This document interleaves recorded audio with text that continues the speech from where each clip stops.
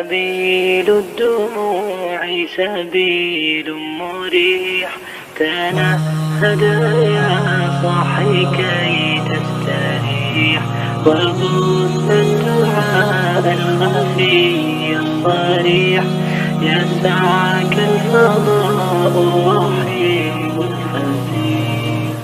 Assalamualaikum warahmatullahi wabarakatuh. Alhamdulillahilladzi nahmaduhu wa nasta'inuhu wa nastaghfiruh wa na'udzu billahi min syururi anfusina wa min sayyiati a'malina may yahdihillahu fala mudilla lahu wa may yudlil fala hadiyalah.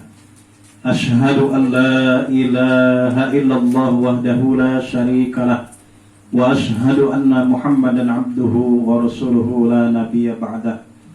Allahumma salli wa sallim ala sayyidina Muhammadin wa ala alihi wa ashabihi ajma'in, amma ba'du. Yang sama-sama kita hormati dan kita muliakan guru kita Bapak Kiai Haji Cahya Sugana. Alhamdulillah beliau senantiasa hadir di tengah-tengah kita. Kita doakan semoga Allah Subhanahu wa taala panjangkan umurnya, Allah sehatkan badannya, Allah limpahkan rezeki yang penuh dengan berkah. Amin. Yang sama-sama kita hormati pula Sohibul Bait pada malam ini, saudara kita Bapak Ahmad Supoyo yang telah menyiapkan tempat, waktu dan jamuan. Mudah-mudahan apa yang beliau keluarkan, beliau korbankan untuk terselenggaranya kajian rutin keliling kita Majelis Taklim Abu Taqwa yang kita cintai ini dibalas oleh Allah Subhanahu wa taala dengan pahala yang berlipat ganda. Amin. Ketua Majelis Taklim Abu Taqwa beserta seluruh jemaah yang saya hormati dan saya muliakan. Pada malam ini kita masih membahas tafsir Al-Quran surat Al-Baqarah ayat 33. Sebelum kita bahas tafsirnya, silahkan pada Ananda Dery untuk membacakan ayatnya. A'udzu billahi minasy syaithanir rajim. Bismillahirrahmanirrahim. Qala ya Adamu ambihum bi asma'ihim falamma amba'ahum bi asma'ihim qala lam aqul lakum inni a'lamu ghaibas samawati wal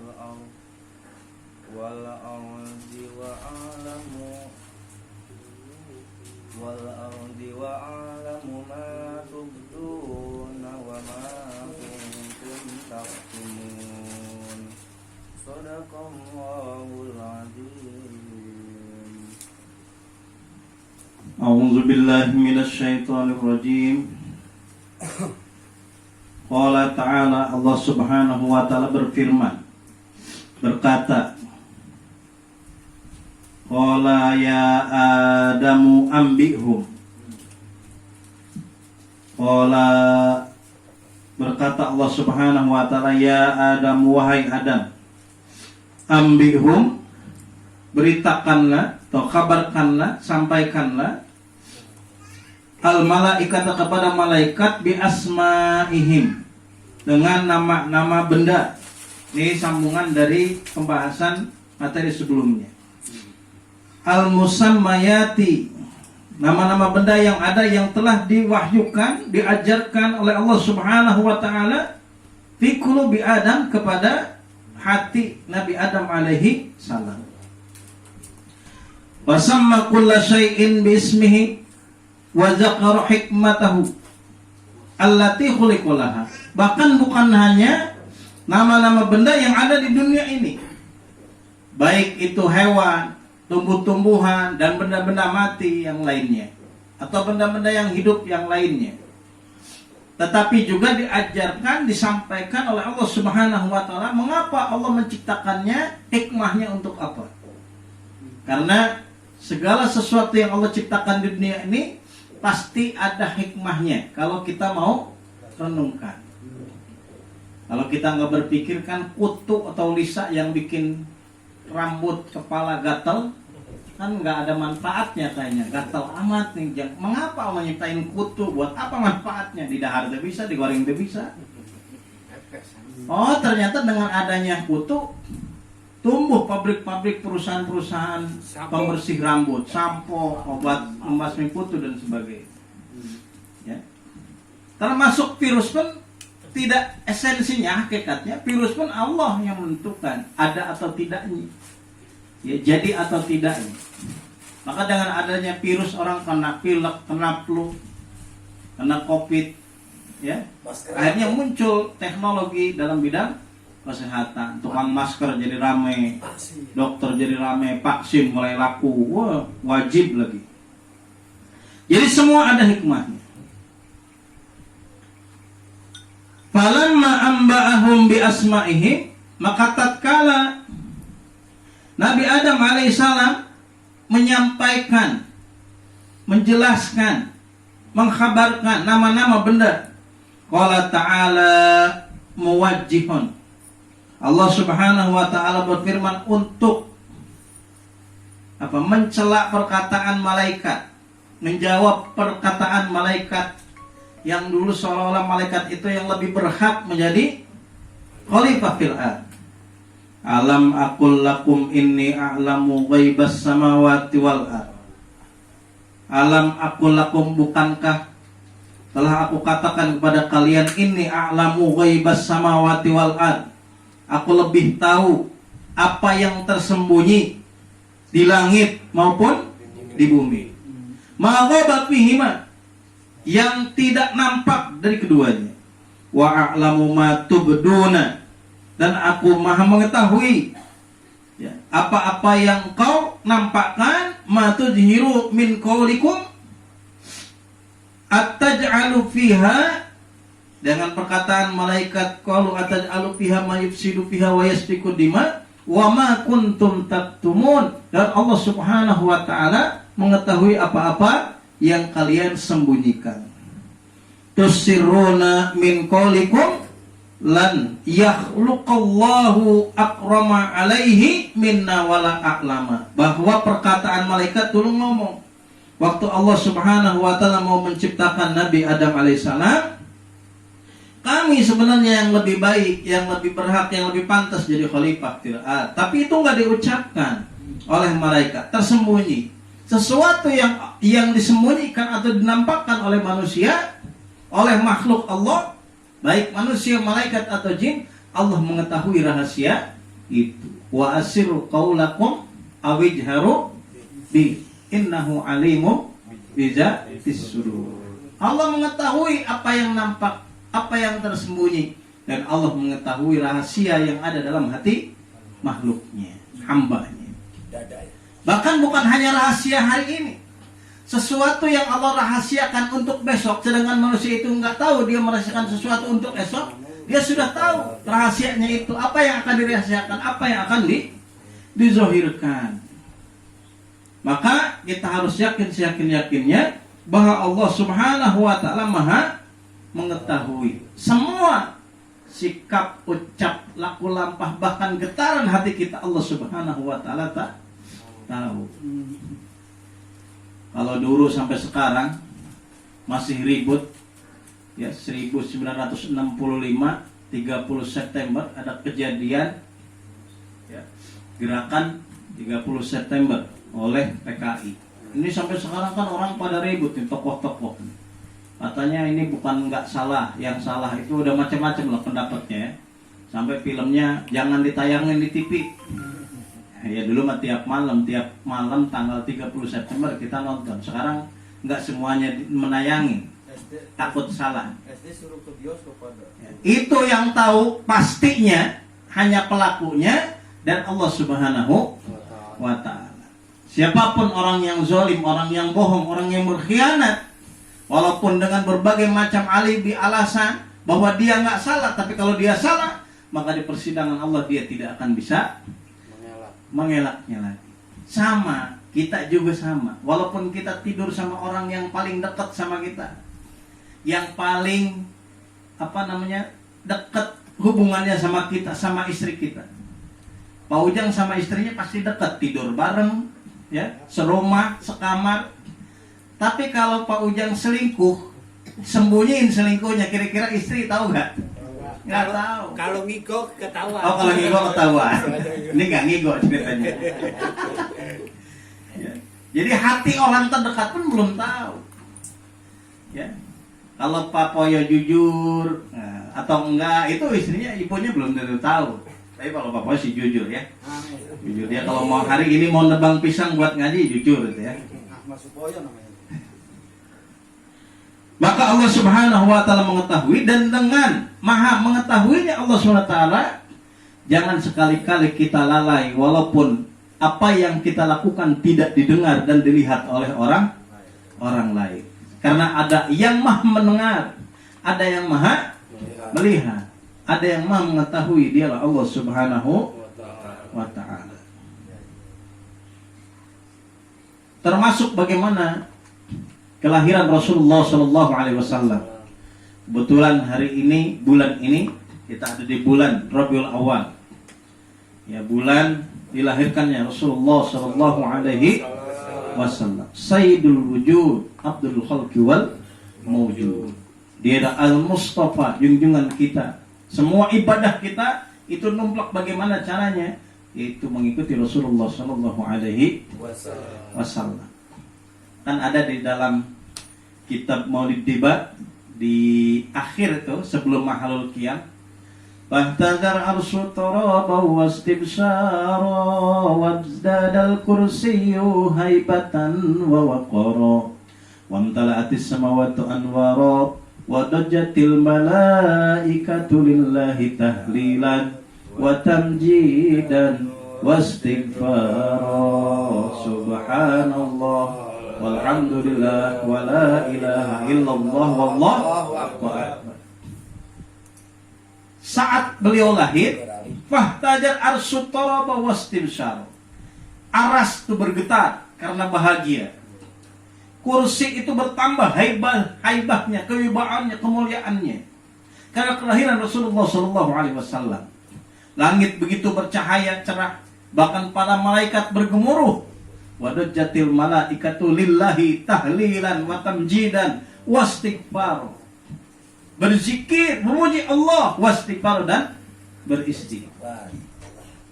Walam tazal ummuhu tara anwa'an min fahrihi wa fadli ila nihayati tamami hamli.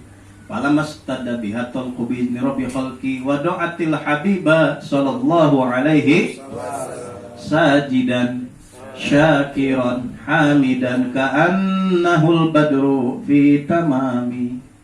Saat lahir, ya, ibu Rasulullah Shallallahu Alaihi Wasallam Siti Aminah melihat berbagai macam kejadian-kejadian aneh, melihat kemuliaan-kemuliaan. Dia mendengar gemuruh malaikat, melihat kemilauan cahaya.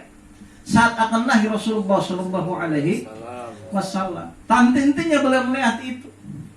Sampai pada akhir kehamilan beliau, lahirlah manusia yang paling mulia di alam jagat raya ini. Sajidan, dalam keadaan bersujud, syakiran, bersyukur pada Allah Subhanahu wa taala. Ka'annahul badru fi tamami. Beliau Rasulullah SAW saat lahir bercahaya laksana bulan purnama yang sempurna. Ka'annahul badru fi tamami. Tapi kata orang yang nggak percaya, ini kan bukan hadis. Benar tidaknya nggak tahu. Emang waktu itu ada bidan. Emang waktu itu ada orang yang nyaksiin. Ini bukan hadis. Parajina Allah. Kan saya ini Parajina itu langsung diutus oleh Allah Subhanahu wa taala. Siapa? Asia sama siapa? Maryam. Ya.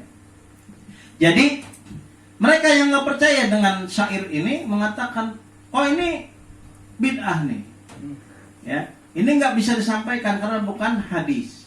Riwayatnya nggak jelas. Padahal ulama menulis itu nggak semata-mata dia menulis itu kalau dia tidak merujuk kepada dalil-dalil yang sudah dia ketahui. Minal Quran atau Sunnah tentang kemuliaan Rasulullah Shallallahu Alaihi Wasallam. Maka benar atau tidaknya kita kagak tahu. Yang jelas kalau ada ulama yang menyampaikan, maka ulama itu tidak mungkin menyampaikan sesuatu kalau tidak ada dasarnya. Kalau kita percaya kita ikutin, kalau nggak percaya jangan menentangnya, apalagi menyalahkannya. Yang tahu dan pasti benar-benar terjadi atau tidak, dialah Zat yang Maha mengetahui, yaitu Allah Subhanahu wa Ta'ala. Tapi pantas kalau saat malam kelahiran Rasulullah SAW, manusia yang luar biasa banyak kejadian-kejadian aneh. Api abadi yang disembah oleh orang-orang Majusi aja, yang tidak pernah padam ribuan tahun, itu padam. Yang disembah oleh orang Majusi. Patung-patung berjatuhan, ya, hancur saat beliau lahir. Kenapa bisa sehebat itu? Orang manusia Khatamul Anbiya wal Mursalin, Nabi terakhir, Rasul terakhir, yang akan merubah seluruh peradaban, terutama dalam hal akhlak, dalam hal agama. Seluruh dunia, bukan di Arab doang. Bukan di Arab doang. Dan akan menjadi rahmat bagi seluruh alam. Saking mulianya beliau Rasulullah SAW, akhlaknya yang menjadi rahmat seluruh alam. Orang yang hidup tinggal bersama dengannya, yang beriman kepadanya, para sahabat, itu cintanya kepada Rasulullah luar biasa. Ini sekalian kita ngebahas tentang maulid sedikit ya. Pernah ada seorang ibu, dia punya anak laki-laki, Pak Anwar. Dia juga punya adik laki-laki, punya suami, pasti laki-laki suami mah ya. Suaminya membelanya, menjaganya, mencari nafkah untuk dia.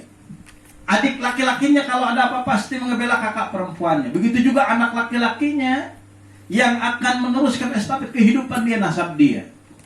Kemudian suaminya, anak laki-lakinya, adik laki-lakinya ikut perang bersama Rasulullah SAW membela agama Allah di perang Uhud. Setelah selesai perang Uhud di hari itu, pulanglah pasukan muslimin. Beliau menanyakan, bagaimana kabar suamiku? Suamimu syahid, gugur. Adik laki-lakimu syahid. Anak laki-lakimu syahid. Adik laki-lakimu yang membela kamu juga syahid. Sedih nggak kira-kira kayak gitu? Sedih nggak? Dia nangis, Ummahat ini, Sahibah ini nangis karena kehilangan suaminya, adik laki-lakinya, anak laki-lakinya. Tapi apa yang beliau katakan? Bagaimana keadaan Rasulullah SAW? Rasulullah SAW alhamdulillah selamat. Beliau dijaga oleh Allah Subhanahu wa Ta'ala. Apa yang dikatakan oleh Ummahat ini? Cukup bagiku Rasulullah SAW selamat. Anak laki-lakiku, adik laki-lakiku, suamiku, mereka syahid, mereka wafat di jalan Allah SWT. Tidak mengapa, yang penting Rasulullah SAW selamat. Bayangin ya, cintanya seorang ibu, cintanya seorang istri kepada suaminya, kepada anaknya, kepada adik laki-lakinya, ternyata cintanya kepada Rasulullah SAW lebih besar. Bahkan saat perang Uhud itu banyak para sahabat yang rela menjadi tameng bagi Rasulullah SAW.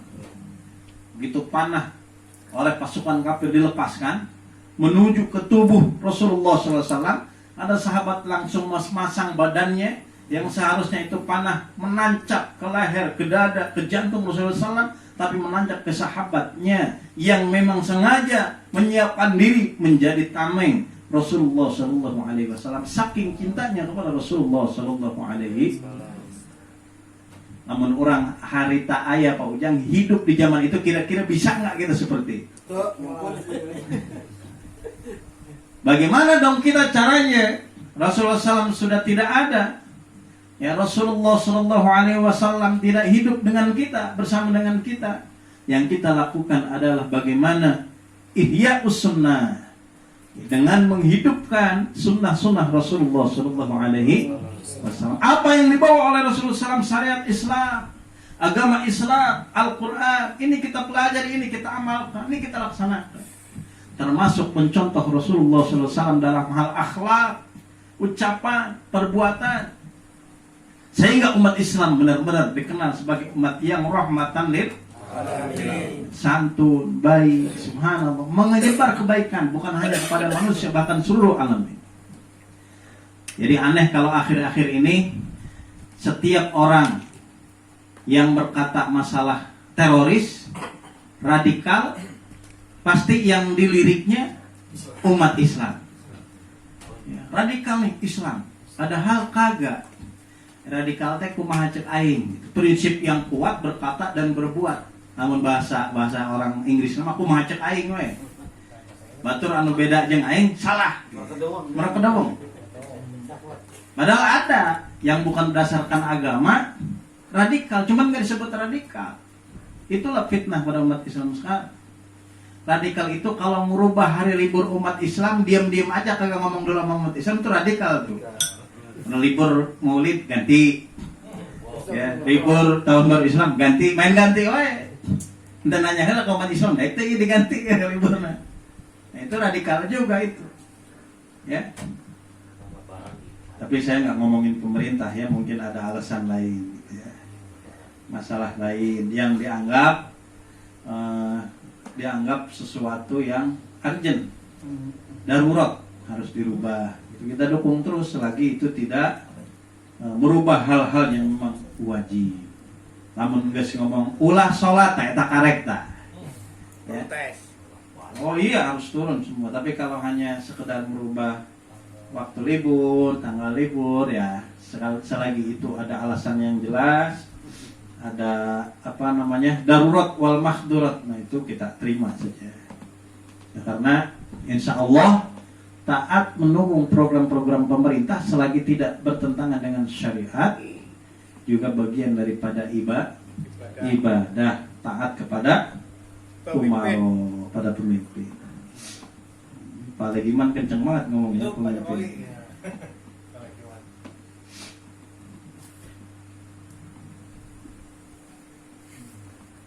Kemudian wazkur izqulna lil malaikatis judu li adama sujuda tahiyatin bil injahi. Izqulna wazkur, dan ingatlah tatkala kami berfirman, berkata lil malaikati, kepada para malaikat, usjudu, bersujudlah kalian, li Adam, kepada Nabi Adam.